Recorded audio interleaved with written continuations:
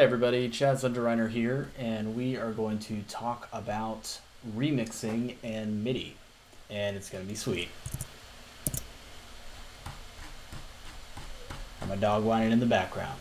So the whole idea behind remixing is taking something old and making something out of it. So here are some, to get us started, here are some basic remixes in different ways. We got Star Wars and Harry Potter, rest in peace, Alan Rickman. Star Wars and Beauty and the Beast.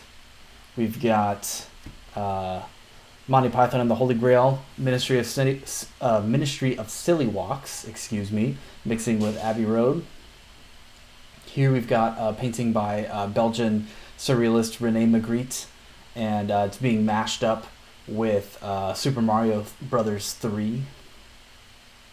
So these internet genres, art that mixes different sources together, is really comes from postmodernism. And postmodernism is a type of artistic aesthetic that embraces all manner of representations and styles.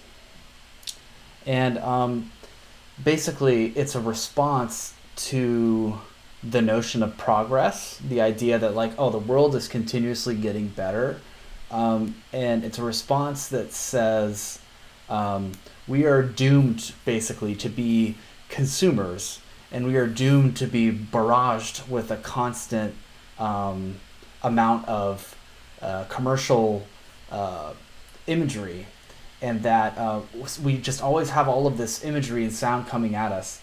And so the art making is a response to that world. And this comes from 1960s pop art, and this really came up in the 80s and 90s. So this is a relatively new artistic aesthetic, and sort of the newest manifestations of it are in internet types of internet art, memes, mashups, etc. So for example, here's a classic postmodern piece by, again, Rene Magritte. The name of the piece is Ceci n'est pas une pipe, which means this is not a pipe, and it's an image of a pipe. I love this piece. This also gets into issues of representation, like what is and is not reality, but here's another pop art piece that is arguably the precursor to postmodern aesthetics by Andy Warhol.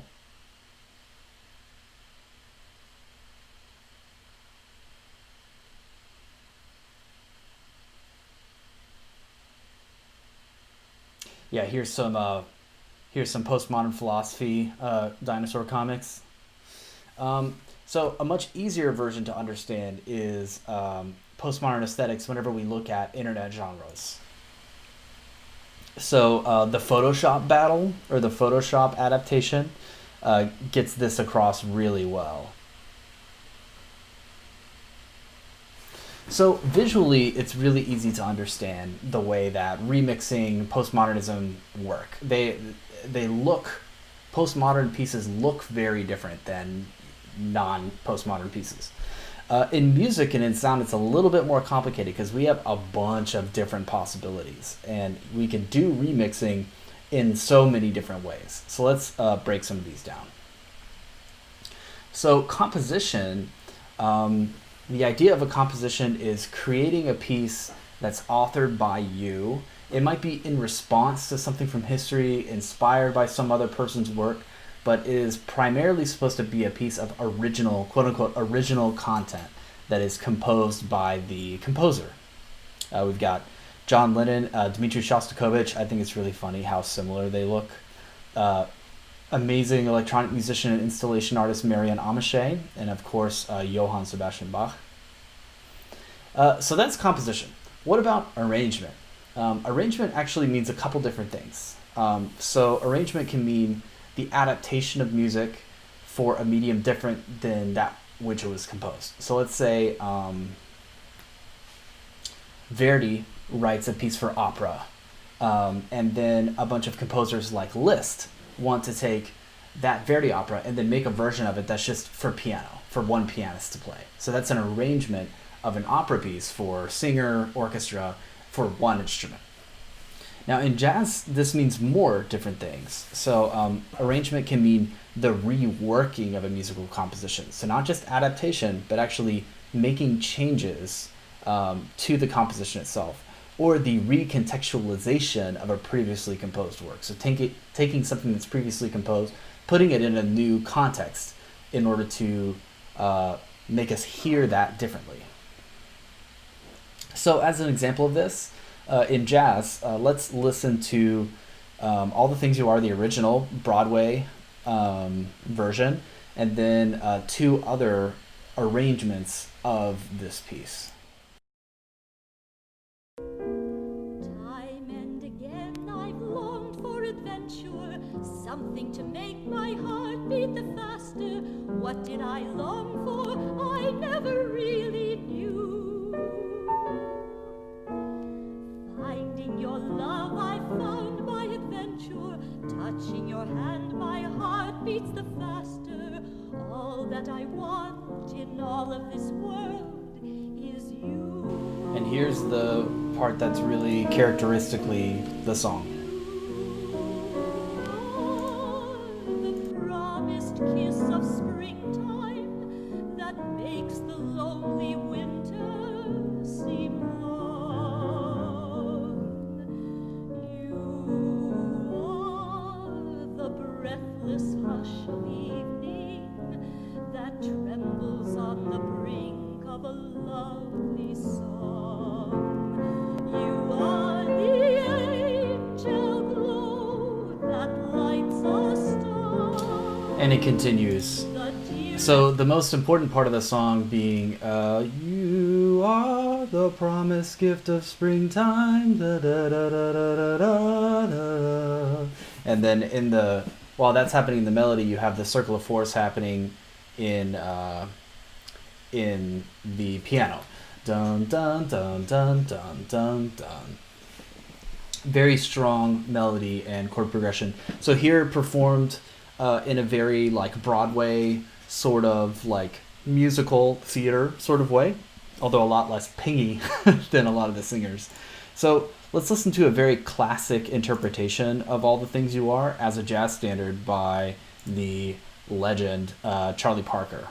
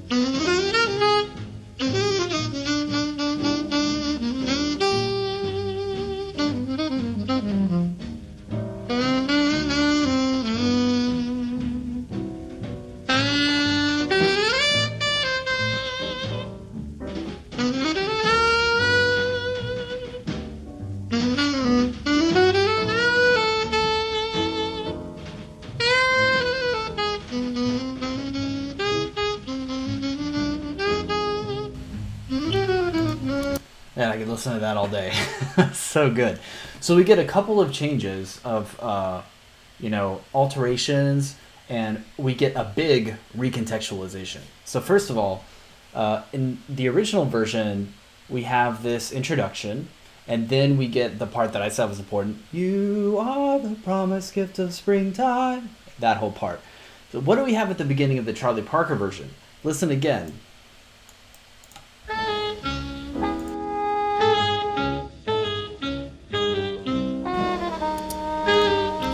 What the heck is this? This isn't in the original. We have this very, laid back, dissonant, kind of dark, groovy jazz thing. It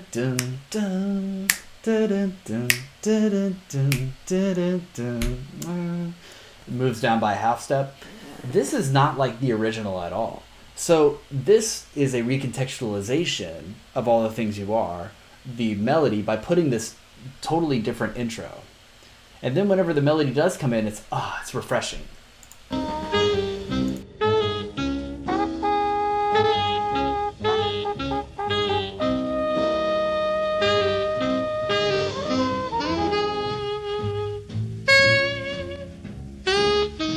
And listen to the melody. Listen how it's different.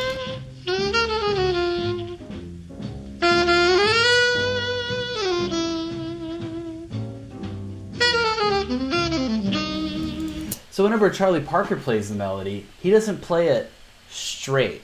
He changes the phrasing, and he also adds in his own improvisation. So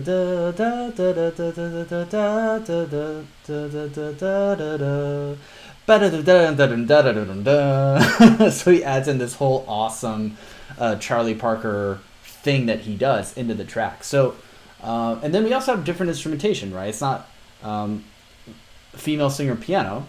It's saxophone, trumpet, double bass, piano, and drum kit. So we have like jazz combo instrumentation, which is a very different instrumentation than just voice and piano. So one very famous arrangement. So now let's listen to a less famous but amazing arrangement by a friend of mine, Drew Zaremba, and the 1 O'Clock Lab Band at North Texas, where I went to school.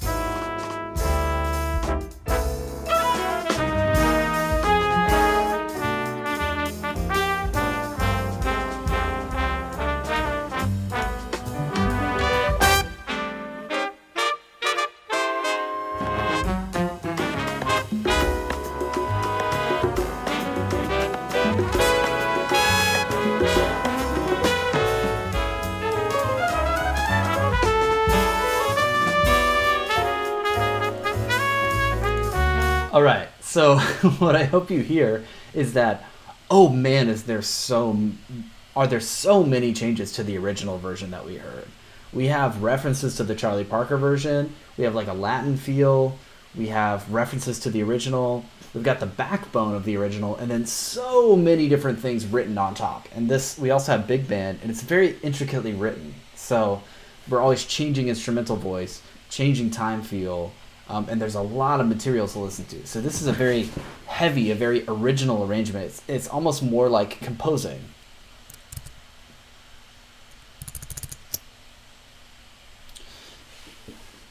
So, in my mind, we have that Charlie Parker version would be on this spectrum of recognizable to not recognizable.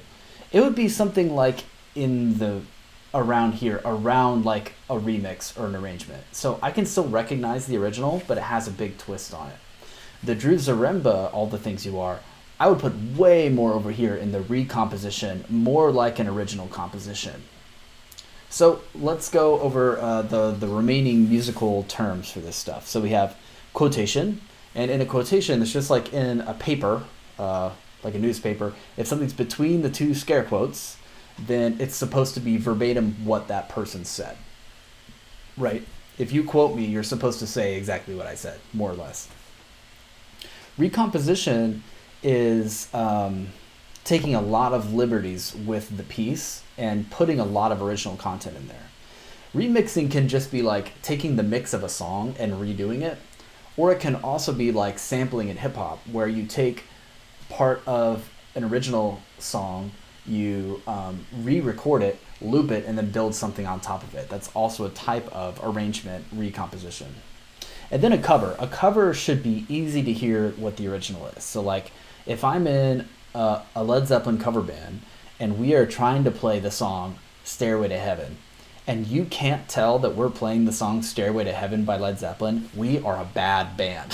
Like, you're supposed to recognize the original and be like, oh, they're playing Stairway to Heaven. That's the whole point of a cover band, right? So a cover is supposed to be as close to the original as possible. So let's listen to a couple more examples and tell me what you think we should call this. So here's a piece by Claude Debussy, French modernist composer.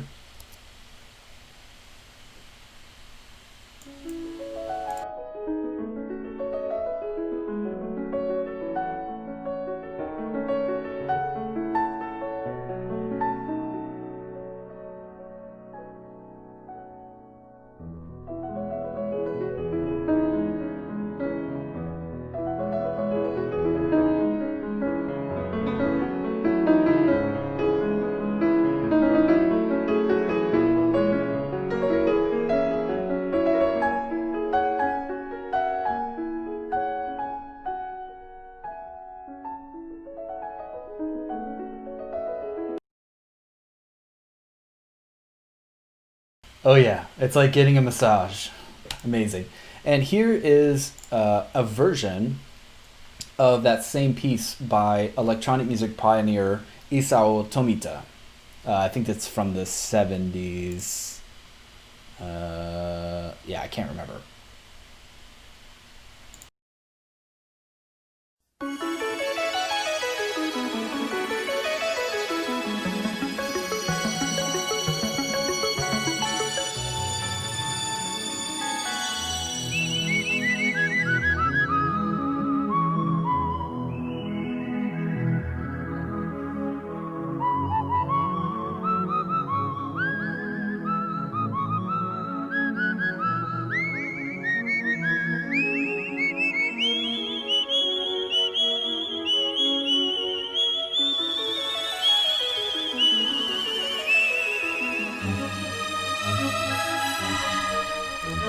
All right, so what should we call this?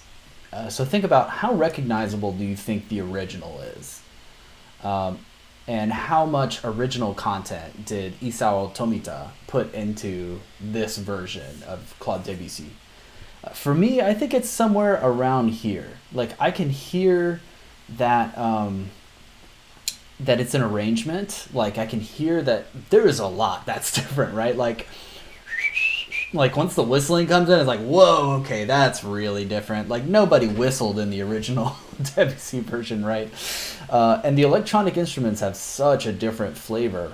So I would say it's somewhere along this part of the spectrum. So you know lots of things that do this. So whenever you're thinking about the sonic content, the music, the sound design, whatever it is that you care about with sound, try to think about, okay, what exactly are they doing to the original source material to make this? Because if you can understand how they did that, you can take those ideas and use them yourself, those techniques. And then another very special type of remixing is called the mashup. And a mashup is smashing two things together so that they don't go together, but you make them go together. And this is a lot easier with video than it is with audio. There are a couple of very special mashups that work really well, and probably my favorite is this one. So, totally brilliant. You take two different things and smash them together, and they just happen to work.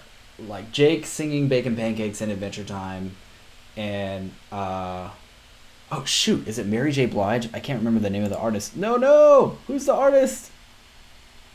It's not Jay-Z. Yeah, the song is Empire State of Mind. Oh my god. Sorry, I can't remember the name of the artist. No, I'm just going to look it up because that's embarrassing. Alicia Keys. Oh my god. Yeah, I know you guys are just yelling at me as you're watching this video. It's Alicia Keys, you idiot. Sorry. Alicia Keys and Jay-Z. So somebody listened to these and was like, oh my god, I think maybe, and then yeah, they put them together and like it works. Like, it definitely had to be edited down. Probably some audio processing and video editing had to happen, obviously. but we get this very special thing whenever we get a mashup. So think about your favorite remixing techniques, memes, etc. So one of my favorites is called Steve Buscemi eyes, where people Photoshop actor Steve Buscemi's eyes onto various things or people. Yeah. So what is it about your favorite things that makes them great? So think about them critically and try to analyze the techniques that are being used. So to me, what I think is interesting about Steve Buscemi eyes is they radically transform whoever or whatever you're looking at just by putting his eyes on there. So they take a young Justin Bieber and make him look just strange. They take Madonna and make her look haggard, just haggard. Here's a couple other my favorite Steve Buscemi eyes, and there's something about the conflict between the look of Steve Buscemi's eyes on the youth of somebody else that just like it just pops to me. It's like this contrast is just visually amazing. Yeah. So, and then apply that. But before you apply those techniques, you should also know about cultural appropriation. So this is whenever you plagiarize or steal from a culture or person without attributing something to them or without their consent. So like, let's say I take a sample from Alicia Keys and I record one of her songs, and then I make one of my songs with a part of her song, and then I charge money for it, and I make millions of dollars with that song. I have to pay Alicia Keys to do that, and if I don't pay her to do that, that's plagiarism or stealing, of sampling her song that way. There have been a lot of lawsuits about this. Or if I make a piece that uses elements from indigenous people, indigenous artists, and I don't attribute anything to them or give them any credit for that, that would be cultural appropriation. So for you, if you're in one of my classes, I want you to take one option is for you to take an original song or piece and do something with it. So change the structure, the instrumentation, duration, tempo, mood, etc. Take the MIDI from where you can get it or transcribe the MIDI and then transform it into something different. So one recent example of one of these is a song Secrets of the Forest by the Super Nintendo game Chrono Trigger. And let's see, who's the composer of this? I want to make sure I get that right. He's a great composer. Yasunori Mitsuda and also Nobuo Uematsu, but this track is by Yasunori Mitsuda. So check out the original, and then I'll play you my remix.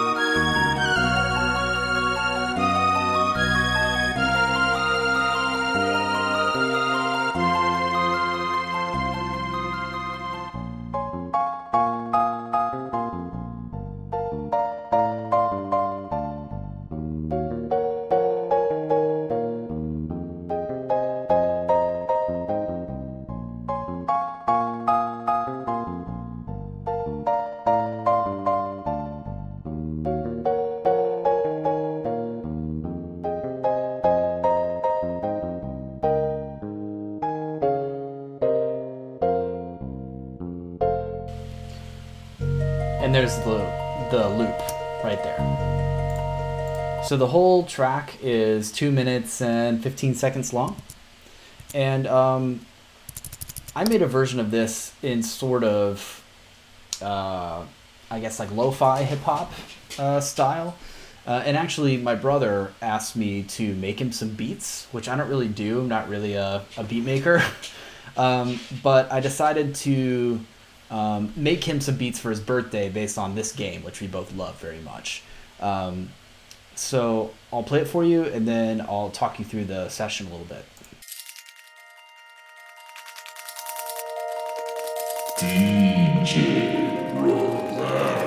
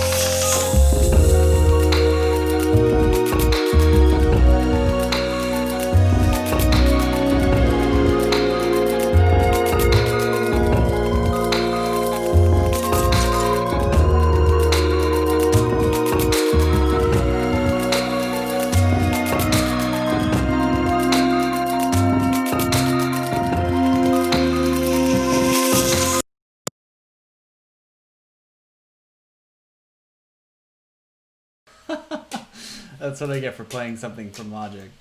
Here we go. Here's the ending.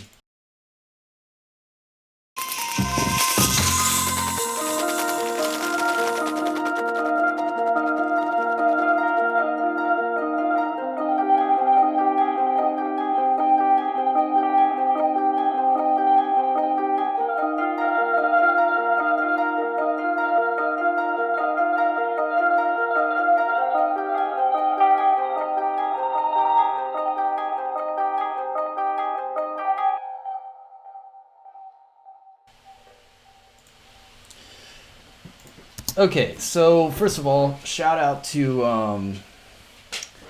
Gordon Silva, Rob Armstrong, Destin Beaumont, Jacob Woods, because they helped me with some ideas as far as the beat making goes, because that's not really my thing. Let me just show you a couple of things about how I made it. So one thing is I actually have the sample from the original.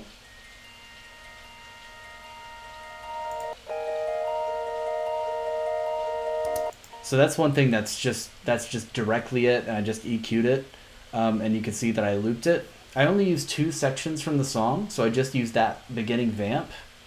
And then whenever the melody, the bass line comes in on top of that. And then whenever the melody comes on top of that. So that's just like one loop that just has 3 different little sections. And then there's the B section. And so I took the MIDI files from that section and I changed the instrumentation and I added some other layers and did some other things. Some of the big things that I did were the samples that I made.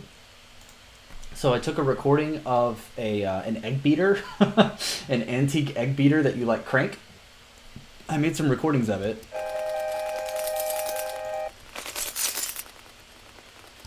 And then I put those samples into this EXS-24 sampler as a new instrument.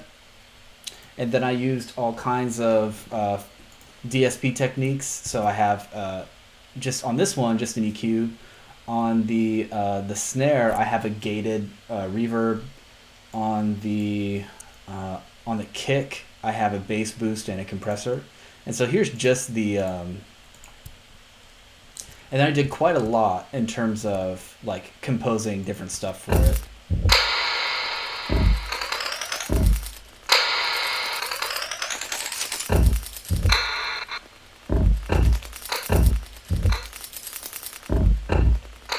So I kind of want to have a hi-hat, but then that has this weird sample run in it. And I think it was Gordon or Rob gave me the idea of having like a triplet breakdown section at the end.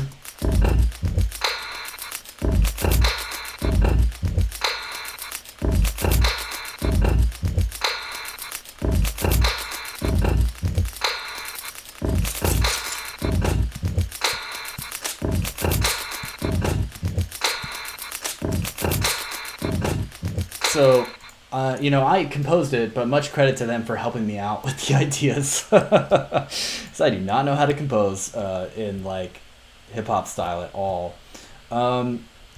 So other things I did, I put in this little drop for the DJ Relax thing. The bass line, I used the original bass, but then I also recorded a bass line with guitar.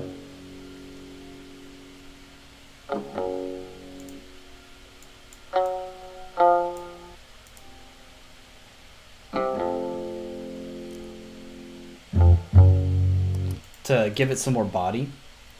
The main melody, I recomposed it. Instead of being just a flute, I gave it a couple different layers. One is a sine tone, another is Caribbean steel drum. That was definitely Gordon Silva's idea. Great idea. Yeah, and electric guitar on top of that.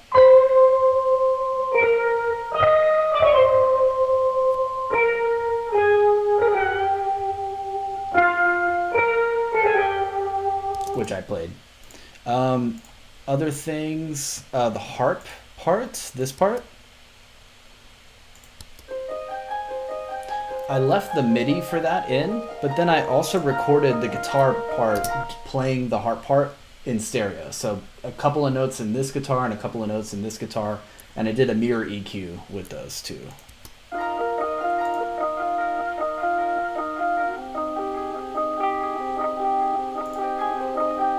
And mixed them together with the original. Other than that, I added in some other layers in the B section, like with pedal steel guitar and some other stuff.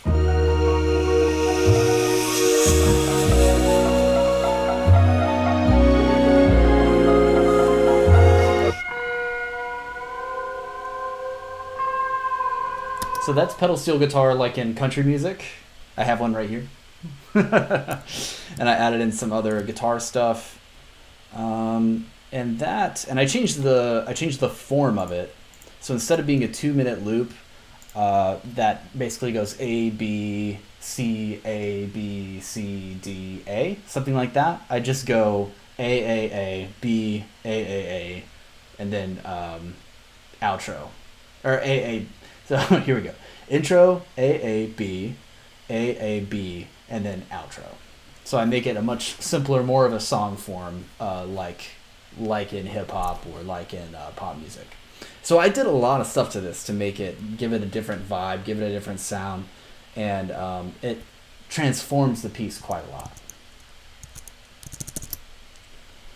You can also look up a project I did that's called Stravinsky Wave, which is taking a huge orchestral composition by Igor Stravinsky called The Rite of Spring, and making it into vaporwave. So vaporwave being the early internet obsessed sort of lo-fi genre. It's kind of the precursor to lo-fi hip-hop in some ways. And so taking some giant orchestral piece, like this huge masterpiece, and then making it into something that's very much not about that, into vaporwave. So let me just show you really quickly an example of that. So here's part of Igor Stravinsky's Rite of Spring.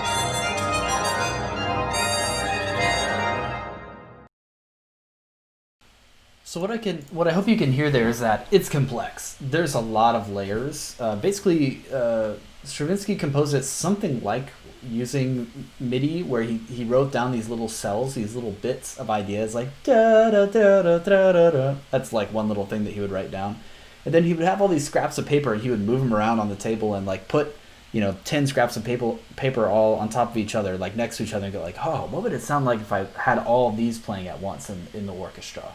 And that's kind of his process, which is actually a lot like composing using bits of MIDI and moving them around.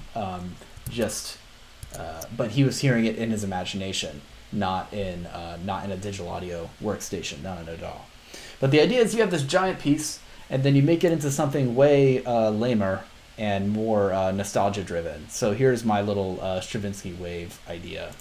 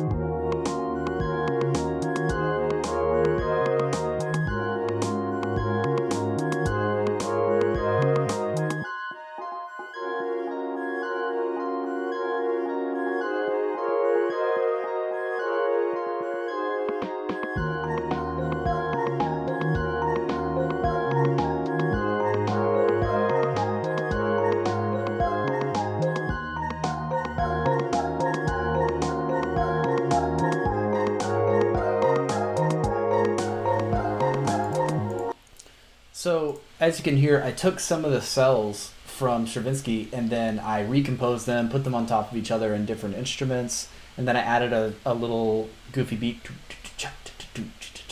and I wrote a new bass line, bum bum bum bum bum bum bum bum bum bum bum bum, just a really simple bass line, and smashed them together. So I filtered out a whole ton of stuff just to make this goofy little vaporwave thing. So these are just two examples of how you can make remixes using audio, and there are many more. I just want to show one other one that's kind of a favorite.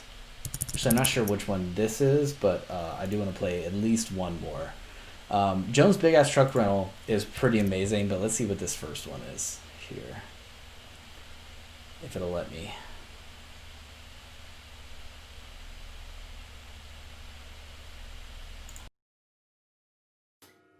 They're on to me, dude. Those guys are sharp as nails up there. You can't put anything past them. Oh my god, dude, I'm freaking out. I am so stressed out. I feel like I'm having a panic attack. You want to talk about stress? Want to talk about stress? Okay? I've stumbled onto a major company conspiracy hack. How about that for stress? What the hell are you talking about? This company is being bled like a stuffed pig, Mac, and I got a paper trail to prove it. Check this out. Take a look at this. Jesus Christ. That right there is the mail. Now let's talk about the mail. Can we talk about the mail, please, Mac? I'm dying to talk about the mail for you all day, okay? Pepe Sylvia, this name keeps coming up over and over again. Every day, Pepe's mail getting sent back to me. Pepe Sylvia, Pepe Sylvia. I look at the mail. Well, this whole box is Pepe Sylvia.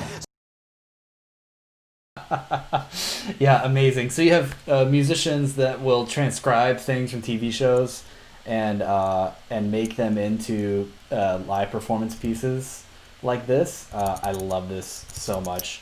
One that I wanted to show you is Jones Big Ass Truck Rental.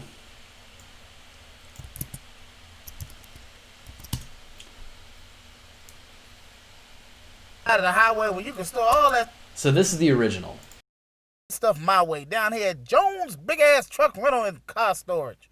Now I know y'all got stuff at your house that you don't need no more, you don't want. You know you ain't gonna use that printer. Why keep it all around your house? Bring it down here to my house. You ain't the Dukes of Hazzard. You know you gonna use that ugly yellow luggage. You don't need all this crap. What you gonna do with this? This is not what it in my yard. I don't care. I'll store this motorcycle.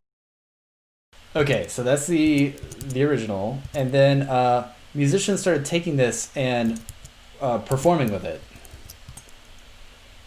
So one of the first I leave ones anything on your front lawn under your is this one right here. I think on the it's side of the highway where you can store all that stuff my way down here at Jones Big Ass Truck Rental and Car Storage. Now I know y'all got stuff at your house that you don't need no more, you don't want. You know you ain't gonna use that printer. Why keep it all around your house? Bring it down here to my house. You ain't the Dukes of Hazzard. You know you ain't gonna use that ugly yellow luggage. You don't need all this crap. What you gonna do with this? This is not what it in my yard. I don't care. I'll store this motorcycle in that van for you for $10.99 a month. You got old tires. They charge you $3 for that old tire. okay. So amazing. The guitar player transcribes the melody of his voice and then harmonizes it. It definitely deserves all 1.5 million views that it's gotten. So then another musician gets a hold of that video and puts another layer on top of it. I leave anything on your front lawn, under your porch, on the side of the highway where you can store all that stuff my way down here at Jones Big Ass Truck Rental and Car Storage. Now I know y'all got stuff at your house that you don't need no more, you don't want. You know you ain't gonna use that printer. Why keep it all around your house? Bring it down here to my house. You ain't the Dukes of Hazzard. You know you ain't gonna use that ugly yellow luggage. You don't need all this crap. What you gonna do with this? This is not what it. And then we have a drummer that gets added into both of those. I leave anything on your front lawn, under your porch, on the side of the highway where you can store all that stuff my way down here at Jones Big Ass Truck Rental and Car Storage. Now I know y'all got stuff at your house that you don't need no more, you don't want. You know you ain't gonna use that printer. Why keep it all around your house? Bring it down here to my house. You ain't the Dukes of Hazzard. You know you ain't gonna use that ugly yellow luggage. Yeah, I love it so much.